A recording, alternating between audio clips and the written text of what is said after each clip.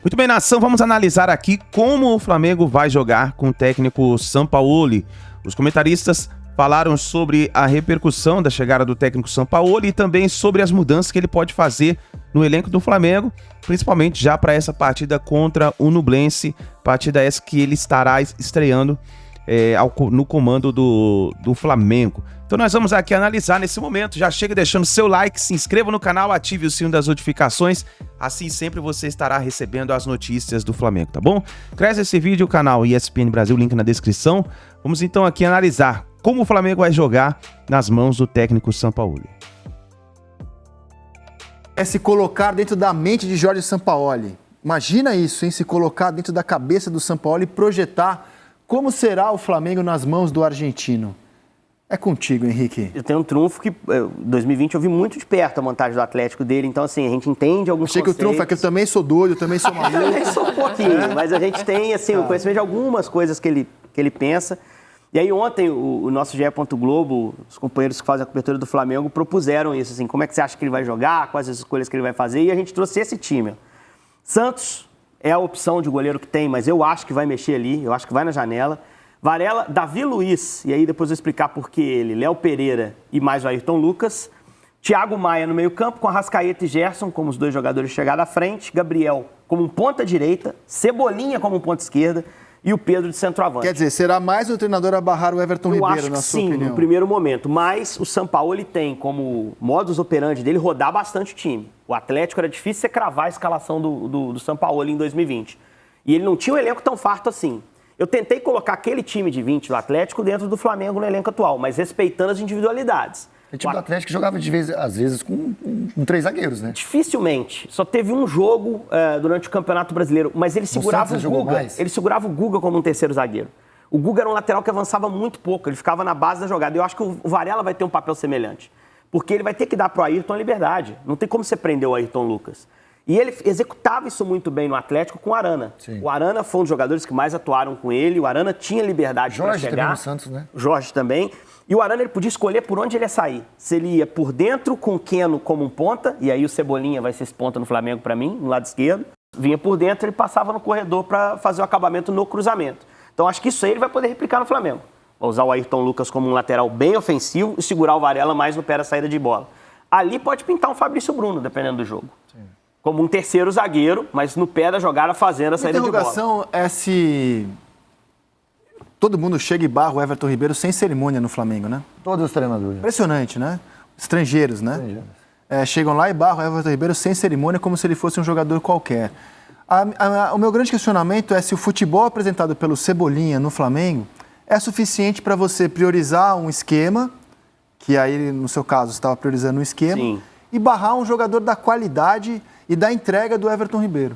Mas acho que também existe a expectativa do Flamengo de arrancar tudo que o Cebolinha pode, né? Cebolinha também era um jogador que, quando saiu daqui, de seleção brasileira, protagonista em Copa América em 2019. Então a ideia talvez seja escalá-lo numa posição confortável para ele chegar ao seu limite. Nunca esteve na altura do Everton Ribeiro. Não, nem próximo. Não, o que o Everton Ribeiro rendeu no Flamengo certamente foi melhor, mas o Everton tá muito mais tempo, né? Onde jogou o Everton Ribeiro? No Curitiba. Não, e até o próprio rendimento do Everton Cebolinha mesmo, né? Com ele mesmo. Acho que o Cebolinha deu bons sinais no início do ano. Mas ainda não é nem próximo daquele Cebolinha. É um exercício. O ponta que ele tinha era o Keno. Então estou imaginando um jogador semelhante. É isso que a gente está fazendo. Aí a polêmica. Gabigol e Pedro podem jogar juntos? É bem verdade que o São Paulo... Você acha que é polêmica? Você não acha que o Dorival Júnior já tratou de dizer que isso não é polêmica isso, nenhuma? Né? Agora, o São Paulo sempre preferiu um centroavante de movimentação. Sempre preferiu um centroavante que circulasse mais. O centroavante dele no Atlético era o Sacha, que era um centroavante até abaixo para as pretensões do Atlético. Era o mesmo dele no Santos, o Sacha? O Sacha, exatamente. Então, eu acho que isso é um ponto que vai pesar no momento dele de definir. Na seleção chilena era o Vargas. Isso, que também é um jogador de mobilidade. Isso é um ponto que vai pesar na hora de definir, mas ele não tem como fechar os olhos para a bola que o Pedro está jogando. Você tem um centroavante como ele, você não pode abrir mão. E o Pedro também não é um centroavante poste, não é um pivô, um cara grosso com a bola. Você vai ter ele para fazer jogadas, interações, ele vai dar assistência também. Eu acho um baita exercício de imaginação, que é o que a gente está fazendo, né? Vou pegar uma frase dele ontem, que ele vai respeitar a qualidade dos jogadores, que acima de qualquer ideia tática, por mais que ele queira jogar de uma maneira que lhe é peculiar, que é o jogo posicional, acima de tudo isso está a qualidade dos jogadores. E se a qualidade dos jogadores deve falar mais alto, eu não consigo enxergar um cenário em que Everton Ribeiro seja reserva do Flamengo. Só na cabeça do Paulo Souza e do Vitor Pereira. Mas você sabe qual posição que eu acho que ele briga mais nesse time que a gente passou? Com o Gerson. Como esse meio-campista pelo lado direito. Azar do Gerson, então. Mas no meu entendimento. Mas aí vem... Se for isso, azar do Gerson. Só que aí o Gerson ele trabalhou com ele no Olympique de Marselha. Eu acho que vai pesar. O Gerson trabalhou com ele como primeiro volante? Não, jogou como aberto. Na verdade, só não jogou como goleiro. E eu acho também, eu botei o Arrascaeta. É mais fácil ter, na minha visão, é mais fácil ter o Gerson na posição do Cebolinha, que foi assim que ele jogou no Olympique de Marseille. Não sempre. Não, ele jogou na minha opinião, diversas posições. Vendo que os caras estão jogando. E o Everton Ribeiro, cara, porque assim, eu acho que é crime de lesa futebol tratar o Everton Ribeiro como um jogador descartável, como o Flamengo tratou nesse ano, inclusive. E esse ano tá mais ainda. Vai rodar bastante. O Vidal também é um cara que eu acho que vai entrar no rodízio mais claramente. Matheus França é um cara que você não pode tirar do time de vez, que tá crescendo. Bruno Henrique voltando. Bruno Henrique voltando, tenho mais dúvida pela questão física. A gente tem que ver como ele vai voltar. Mas ele vai... mas ele vai voltar numa Agora, saberemos amanhã, na primeira escalação com a assinatura do Sampaoli. Mas tem uma posição que eu não citei aqui, que eu acho que o Flamengo vai no mercado também. Do Davi Luiz, do lateral direito. O Davi Luiz eu fiquei em dúvida se botava no time ou não, mas eu lembrei e depois chequei que o Hever jogou regularmente com ele e jogou bem.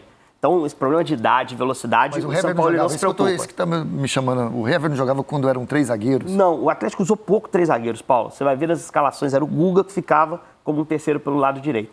A posição que eu queria chamar a atenção, a do Thiago Maia. Esse cara com o Sampaoli é um cara de passe. O cara que ele não mexia no time, ele rodava a escalação, era o Alan. O Alan é um cara que está machucado no Atlético e que eu não sei se chega na próxima janela com 7 jogos no Campeonato Brasileiro. Ah, tá. Então eu acho que se o Flamengo, se cobrisse o Flamengo, eu ia ficar monitorando essa situação. Porque é um cara que está lá no Atlético, super valorizado, o Atlético adora o Alan, mas o Atlético tem problemas financeiros e o Alan, por estar machucado... O Palmeiras tá tentando o Alan também e não tem conseguido. Mas o problema não foi negativo do Atlético, o problema foi o preço, não chegou no preço. Exato. Não chegou no preço. Agora, se o Flamengo quiser, tem dinheiro. Então, e eu acho que é um cara que ele vai indicar. Cai é como uma luva no Eu acho que é um cara que ele vai indicar. A dúvida é quem o São Paulo não vai indicar. Né? A lista de indicações é enorme. Já chegou, já tá lá. É uma indicação plausível. Se ele voltar antes, o Atlético vai pôr em campo.